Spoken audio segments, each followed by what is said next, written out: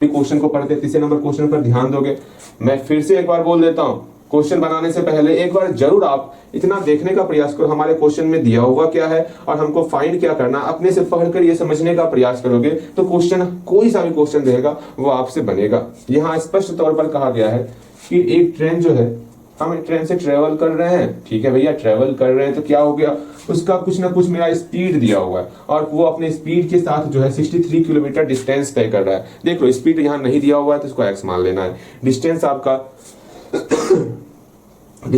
63 kilometre दिया हुआ है, टाइम नहीं दिया और टाइम निकाल सकते हैं 63/x। ऐसा क्वेश्चन हम लोग बनाए हुए, हाँ भैया बनाए हुए। अर्थात मेरा पहला कंडीशन, फर्स्ट कंडीशन में सिंपल सा ये कहा गया है कि कोई ट्रेन है, चिक चिक ये ट्रेन गाड़ी है मेरा, भैया ट्रेन तो बनाने आपको आवत ना है, ट्रेन ये बन गया, ट्रेन ही है ये। इस ट्रेन का आपको स्पीड दिया हुआ है, स्पीड कितना है नहीं है तो हम लोग x मान लिए कि x किलोमीटर पर आवर इसका स्पीड है। डिस्टेंस कितना है, डिस्टेंस इसका 63 है, ठीक है भैया। सेकेंड कंडीशन ये कहा गया, सेम वही ट्रेन है, ठीक है। सेकेंड कंडीशन कहा गया अगर ये ट्रेन जो है ट्रेवल्स करता है कोई डिस्टेंस 72 किलोमीटर, अर्थात डिस्टेंस अब आपको 72 किलोमीटर दे दिया गया सेकेंड कंडीशन में। फिर बोला गया उसका जो स्पीड है ना वो 6 किलोमीटर पर आवर मोर है, ज्यादा है। स्पीड अभी x था, अब हो जाएगा आपका x+6 किलोमीटर पर आवर आपका स्पीड हो गया, मतलब ओरिजिनल स्पीड से 6 किलोमीटर ज्यादा स्पीड हो गया।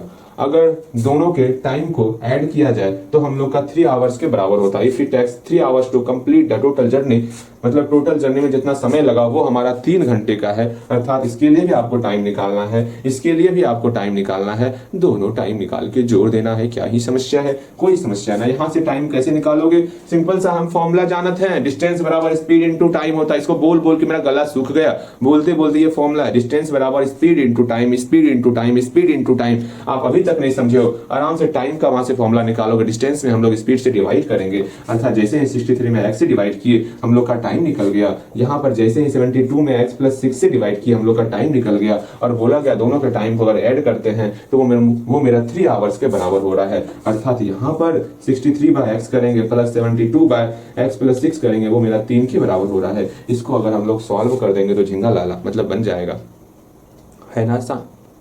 बोलो था ना आसान? बिल्कुल इसी तरह बनाना है तो बनाते हैं। मेरे ख्याल से आप बना डालोगे, इसको प्रयास जरूर करोगे एक बार। इतना बताने के बाद भी अगर खुद से नहीं बना पा रहे हो, मतलब अब ऐसा क्वेश्चन अगर दूसरा आया ना वो आपसे ना ही बनने वाला। कम से कम यहाँ से अब खुद से बनाने का प्रयास करोगे, ठीक है।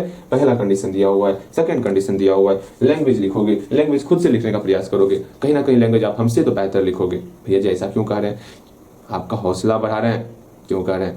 क्योंकि एग्जाम में आपको खुद से लैंग्वेज लिखना है, ठीक है। यहाँ ध्यान दो, हम लोग इसको सॉल्व करते हैं।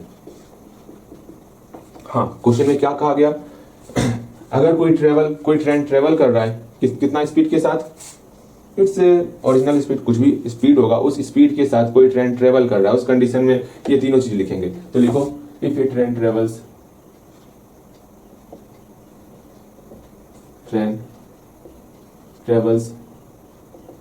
Its original speed. नहीं पता स्पीड तो हम लोग स्पीड मान लेंगे। तो इस कंडीशन में मेरा स्पीड क्या होगा, नहीं पता स्पीड, यहाँ आगे लिख दो let speed equal to x kilometre per hour. हाँ भैया, अगर डिस्टेंस पता है क्या, बिल्कुल पता है डिस्टेंस क्या होगा। डिस्टेंस हम लोग का 63 किलोमीटर है, यहाँ पर 63 किलोमीटर लिख लिए। टाइम खुद से निकालोगे, टाइम कितना हो जाएगा, टोटल डिस्टेंस में हम लोग स्पीड से डिवाइड करेंगे तो टाइम निकल गया। ये मेरा पहला कंडीशन कंप्लीट। अब सेकेंड कंडीशन देखेंगे, अगर स्पीड जो है आपका 6 किलोमीटर पर आवर मोर कर दिया जाए, अधिक कर दिया जाए, तो लिखते हैं again if A train travels 6 kilometre per our more than its original speed, 6 kilometre per our more than its original speed. भैया ओरिजिनल स्पीड से अगर ये 6 किलोमीटर पर आवर ज्यादा हो जाए उस कंडीशन में इसका स्पीड कितना हो जाएगा, x+6 हो जाएगा। हाँ जी, x+6 kilometre per our. Again distance कितना होगा, डिस्टेंस की बात करेंगे। डिस्टेंस हम लोग को दिया हुआ है 72 किलोमीटर, आराम से 72 किलोमीटर लिख लिए। यहाँ से टाइम निकालना होगा। टाइम कैसे निकालते हैं, सबका पता है ये चीज, टाइम कैसे निकालते हैं। भैया ये टाइम कैसे निकालते हैं बताइएगा तनिक एक बार आप। दोहरा दीजिएगा। तो टाइम हम लोग निकालते हैं डिस्टेंस में, जैसे हम लोग स्पीड से डिवाइड कर देंगे तो टाइम निकल जाएगा। और यहाँ स्पष्ट तौर पर कहा गया है दोनों के समय को अगर ऐड कर रहे हैं वो 3 के बराबर हो रहा है। तो अकॉर्डिंग टू क्वेश्चन सिंपल सा हम लोग जो है 63/x प्लस 72/x प्लस 6 करेंगे तो हम लोग का वो 3 के बराबर हो जाएगा। इसको सॉल्व करने का निंजा टेक्निक है, पहले हम लोग कॉमन लेते हैं। तो कॉमन लेंगे तो 63 और 72 में क्या ही कॉमन ले लें भैया जी, कैसे जानेंगे क्या कॉमन आएगा? 9 कॉमन आएगा क्या? हाँ 9 कॉमन आ जाएगा, ठीक है 9 कॉमन आएगा, 9 कॉमन ले लो। 7 आ गया, हाँ जी x यहाँ बचा, यहाँ 8 कॉमन आया, यहाँ x प्लस 6 बचा। आपको कॉमन लेने में तो समस्याएं नहीं ही आती होंगे, ऐसा मानकर चलेंगे। यहाँ पर मल्टीप्लाई छिपा हुआ है, पहले यहाँ से खुद से सॉल्व करने का प्रयास करोगे आप, ठीक है यहाँ से खुद से सॉल्व करो। बिकॉज मैं बार बार कह रहा हूँ आपके एग्जाम में सेम यही इक्वेशन नहीं आने वाला, वहां पर चेंजेस रहेगा। वहां पर आप जो खुद से सॉल्व कर रहे हो वही आपका एग्जाम में हेल्प करने वाला, मैं आपको वहां पर नहीं बताने वाला हूँ। इस बात को समझ के चलना, मैं सिर्फ इस क्वेश्चन को सॉल्व कर रहा हूँ, लेकिन एग्जाम में आपको वहां पर सब कुछ डाटा चेंज दिया हुआ रहेगा, डाटा चेंज रहेगा आपके सामने। कैलकुलेशन आप पर डिपेंड करेगा, आप अपने कैलकुलेशन को किस प्रकार उच्च स्तर पर ले जाते हो, वो आपका मेहनत ही डिसाइड करने वाला। इसके आगे खुद से सॉल्व करोगे और मैं सिर्फ मैं मिलाने वाला हूँ, ऐसा समझ के चलना भैया सिर्फ हिंट्स ले रहे हैं कि हाँ सही बनाए या गलत बनाए हैं, ओके, वरना मैं बीच में गलत बना दूंगा। अब वहां पर आप कंफ्यूज हो भैया ये कैसे हो गया, ऐसा मैं 1-2 क्वेश्चन में करने वाला हूँ, इतना सोच के चलना। मैं बताऊंगा भी नहीं, हाँ आराम से कहाँ पर गलती किया आप खुद ढूंढते रहोगे भैया ये कैसे हो गया, वहां गलती करके मैं निकल जाऊंगा, देख लिया फिर। इसलिए आपको खुद से बनाना है, 1-2 क्वेश्चन पक्का ऐसा होने वाला। इसी लेक्चर में कर दें क्या? अभी कर दें क्या भैया? बोल के मत कीजिएगा, मजा नहीं आने वाला ना, ठीक है। जब 1-2 क्वेश्चन गलत करूंगा ना तब आपको जो है ना पता चलेगा, हाँ अब कैलकुलेशन अपने से करना है। देखो यहाँ पर अब 9 में यहाँ मल्टीप्लाई छिपा हुआ है, इसको बराबर की उस तरफ करेंगे तो सिंपल सा आपका ये टर्म बचेगा और यहाँ पर 3/6 हो जाएगा। इस टर्म को सॉल्व करना है, यहाँ पर x है और x प्लस 6 है, दोनों में मल्टीप्लाई करेंगे तो एलसीएम हो गया। x से डिवाइड किए तो x प्लस 6 बचा, x प्लस 6 का मल्टीप्लाई 7 के साथ करेंगे, 7 इंटू x प्लस 6 हो गया, प्लस का प्लस। x प्लस 6 से इसमें डिवाइड किया तो x बचा, x का मल्टीप्लाई 8 के साथ तो 8x हो गया। यहाँ पर कहीं पर कोई समस्या होगा तो पूछ लेना है आपको। अब 7 से मल्टीप्लाई कर रहे हैं, 7x प्लस 42 प्लस 8x, ठीक है। अगर नीचे में भी हम लोग का सिंप्लीफाई कर ही दे, क्या कर ही देते हैं, x का मल्टीप्लाई x के साथ तो x स्क्वायर हो गया प्लस 6x हो गया इक्वल टू 3/6 है ना। 3/6 कैसे आ गया देख रहे हो? अभी यहीं पर हम लोग कैलकुलेशन में गलती कर दिया ना, यहाँ 9 था, यहाँ 6 कैसे लिख दिए? यहाँ 9 होगा ना, बिल्कुल यहाँ 9 होगा। इसलिए अपना कैलकुलेशन खुद से करना, हमेशा खुद से कैलकुलेशन करने का प्रयास करना है आपको, ठीक है। यहाँ पर मल्टीप्लाई सिंप्लीफाई किया 1/3 हो गया, आराम से हम लोग 1/3 लिखेंगे पहले। अब क्रॉस मल्टीप्लाई करने वाले, इसका मल्टीप्लाई इसके साथ करेंगे तो सेम यही टर्म आपको उतरने वाला, अर्थात यहाँ पर x स्क्वायर प्लस 6x ही उतरने वाला है। और 3 का मल्टीप्लाई पूरे टर्म के साथ करने वाले, ठीक है। 3 का मल्टीप्लाई पूरे टर्म के साथ करेंगे, 7x प्लस 42 प्लस 8x हो गया। आराम से इसको सॉल्व करेंगे, एक क्वाड्रेटिक इक्वेशन आने वाला, उस क्वाड्रेटिक इक्वेशन के तहत उस क्वाड्रेटिक इक्वेशन के तहत हम लोग का सॉल्व हो जाने वाला, ठीक है। अब देखो कैसे सॉल्व करेंगे। यहाँ पर x स्क्वायर प्लस 6x था, क्या था भैया? x स्क्वायर प्लस 6x था। अगेन यहाँ पर क्या था? 3 इंटू आराम से 7x और 8x को ऐड कर देते हैं, 15x हो जाएगा। 15x हो गया प्लस 42 हो गया, इसको मल्टीप्लाई करो और सबको बराबर की एक तरफ लेते आते और एक बहुत ही प्यारा सा इक्वेशन आने वाला, उस इक्वेशन को सॉल्व करेंगे हम लोग का बन जाएगा 45x। अगेन यहाँ पर मेरा 126 हो गया, ठीक है। सबको बराबर की इस तरफ लेके आते तो x स्क्वायर प्लस 6x और माइनस 45x और माइनस 126 इक्वल टू 0 हो गया। यहाँ पर इसको सॉल्व करना 6 मेरा यहाँ पर माइनस 39x हो गया, ठीक है, बिल्कुल सही है। अगेन यहाँ पर माइनस 126 इक्वल टू 0। अब इस 126 को हम लोग डिस्ट्रीब्यूट करेंगे और किसी भी तरह 39 लाने का प्रयास करेंगे। माइनस 126 मल्टीप्लाई 1 तो माइनस 126 ही होगा, इसका फैक्टराइजेशन करना है, माइनस 39 इसको 2 टर्म में आपको डिस्ट्रीब्यूट करना है, तो करते हैं। तो 126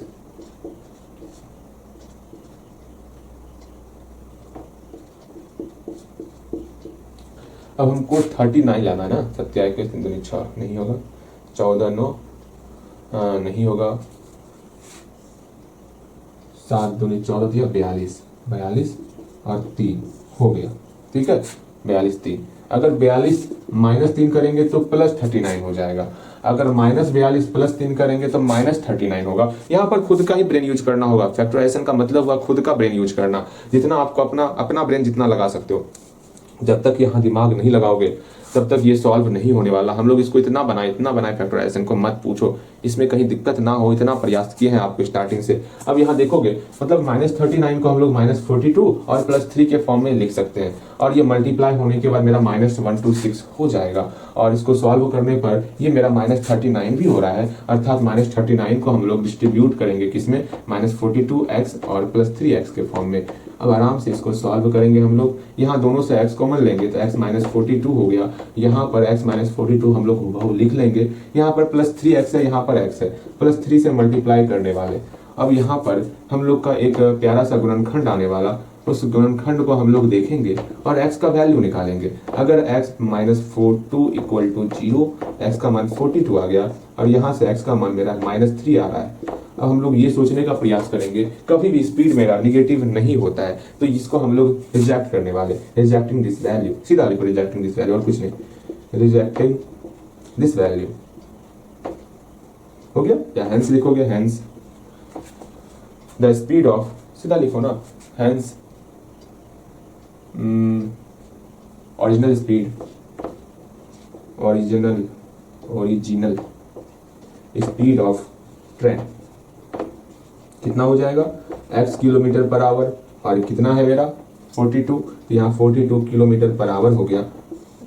हाँ, यहाँ से ऐसे, ठीक है, हाँ ठीक, आराम से यहाँ तक बनाना है। कहीं पर कोई भी समस्या होगा पूछना सीखो।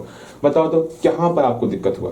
मेरे ख्याल से इन सारे क्वेश्चन में आपको प्रॉब्लम नहीं आया होगा। आप मन में ये सोच रहे हो ये चैप्टर कब कंप्लीट हो जाए, कब कंप्लीट हो जाए। मैं ये सोच रहा हूँ इस चैप्टर के बाद सब कुछ आसान ही होने वाला। जो टफ है थोड़ा उस पर और वर्क किया जाए, उसको थोड़ा और अपने कंट्रोल में लाया जाए। भले ही 2 दिन ज़्यादा पढ़ना पड़ जाए, 3 दिन ज़्यादा पढ़ना पड़ जाए, लेकिन इस चैप्टर को ऐसा पढ़ लें, बिकॉज इस चैप्टर के बाद सब कुछ आसान होने वाला आपके लिए। हम लोग एपी स्टार्ट करेंगे, एपी इतना आसान है ना, मत पूछो, वो तुरंत आप कंप्लीट कर लोगे। एपी पढ़ लोगे, लाइंस भी आपका आसान है, सिर्फ वहाँ पर कैलकुलेशन होने वाला, ज़्यादा टफ क्वेश्चन नहीं आता उसमें से। अच्छा क्वेश्चन, बेहतर क्वेश्चन इस चैप्टर से आता है, लीनियर इक्वेशन इन 2 वेरिएबल्स से आता है। क्यों ना उस पर हम लोग अधिक ध्यान दें, बिकॉज पढ़ने के बाद भी अगर 1 2 3 4 चैप्टर से क्वेश्चन ना बने तो चैप्टर पढ़ने से फायदा ही क्या। तो हम लोग अगर सिर्फ कि भैया अंतिम में थोड़ा तकलीफ होने लगा, उसके लिए हम लोग क्वेश्चन 1 2 लेक्चर कम लगाएंगे तो ठीक नहीं रहेगा। अपनी तरफ से जितना पढ़ाना चाहिए मैं उतना पढ़ाऊंगा, उतना पढ़ाने के बाद आपके एग्जाम में अच्छे से क्वेश्चन बनेगा ही बनेगा। लेकिन उसके लिए आपको मेहनत, जैसे मैं कह रहा हूँ मेहनत करने, वैसे आपको मेहनत करना होगा। बिकॉज इन सारे क्वेश्चन जब तक आप क्वेश्चन को खुद से बनाने का प्रयास नहीं करोगे तो वहां पर एग्जाम में भी क्वेश्चन आपसे खुद से नहीं बनेगा। वो क्वेश्चन वही बनने वाला, तो क्वेश्चन एक आध क्वेश्चन देखते रिपीटेड होता है, वो क्वेश्चन ही बन पाएगा। जो सोचोगे नया क्वेश्चन, नया टाइप का क्वेश्चन बन जाए, उम्मीद कम रखना। उम्मीद तभी होगा जब आप अपने से बनाओगे। भैया आपने